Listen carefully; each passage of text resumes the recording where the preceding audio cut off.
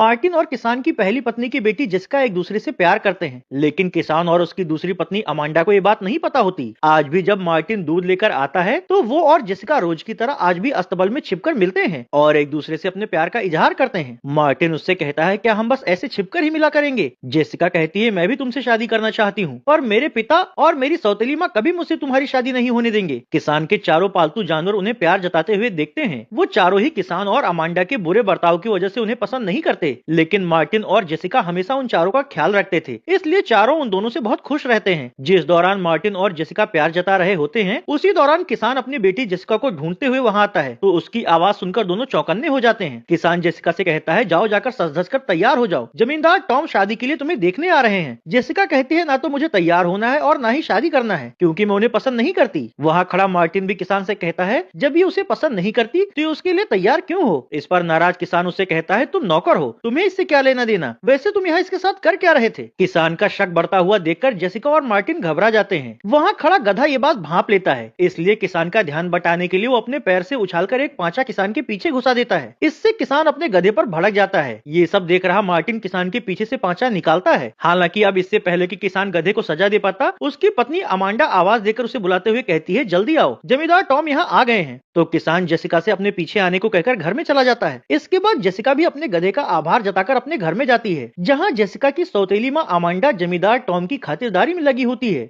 Jessica के वहां आते ही वो टॉम से कहती है, ये रही हमारी बेटी। टॉम कहता है, मुझे ये पसंद है, मैं इससे शादी करने के लिए तैयार हूँ। जेसिका कहती है, लेकिन तुम मुझे पसंद नहीं हो, अपनी और मेरी उम्र में अंतर देखो, मुझसे 2 गुना ज्यादा है तुम्हारी उम्र। इस पर टॉम कहता है, इस बात से कोई फर्क नहीं पड़ता, तुम्हारे माँ बाप इस शादी के लिए तैयार हैं। उसकी बात का समर्थन करते हुए अमांडा कहती है, हाँ जेसिका, तुम्हें शादी करनी ही होगी, तुम्हारे पिता भी यही चाहते हैं। ये कहकर वो किसान की ओर इशारा करती है, तो किसान भी वही बात दोहराता है। उनकी बात सुनकर जेसिका नाराज होकर उनसे कहती है, ये मेरी सौतेली माँ है, ये मेरी जिंदगी के फैसले कैसे ले सकती है और आप भी इसके प्रभाव में आ गए। ये सब सुन रहा टॉम जेसिका से कहता है, तुमसे शादी करने के बदले में तुम्हारे माता पिता को एक बड़ा खेत और फार्म हाउस दे रहा हूँ। ये सुनते ही जेसिका चौंक जाती है और अपने पिता से कहती है, तो आप अपने फायदे के लिए मेरी शादी का सौदा कर रहे हैं? लेकिन मैं शादी बिल्कुल नहीं करूंगी, क्योंकि मैं मार्टिन से प्यार करती हूँ और उसी से शादी करना चाहती हूँ। उसकी ऐसी बातों से सभी लोग चौंक जाते हैं, जबकि टॉम उससे कहता है, तुम उस नौकर से प्यार करती हो जिसका कि खुद का रोजी रोटी का कोई ठिकाना नहीं है। जिसका कहती है, हाँ वो गरीब जरूर है पर ईमानदार और दिल का अच्छा है। इतना सब कहकर वो घर से बाहर निकल जाती है। इससे नाराज अमांडा किसान से कहती है, देख रहे हो अपनी बेटी की हरकतें? अब वहाँ खाना खा रहा टॉम अमांडा से कहता है, मैं तुम्हें 1 हफ्ते का वक्त दे रहा हूँ, अगर 1 हफ्ते में जिसका शादी के लिए तैयार नहीं हुई तो मैं किसी और से शादी कर लूंगा। अगले सीन में जेसिका को दिखाया जाता है, जो अपने कमरे में बैठकर मार्टिन के बारे में सोच ही रही होती है कि तभी उसकी सौतेली माँ उसके पास आकर उससे कहती है, एक बात अच्छे से समझ लो, तुम्हारे पास 7 दिन है, तुम्हें शादी तो टॉम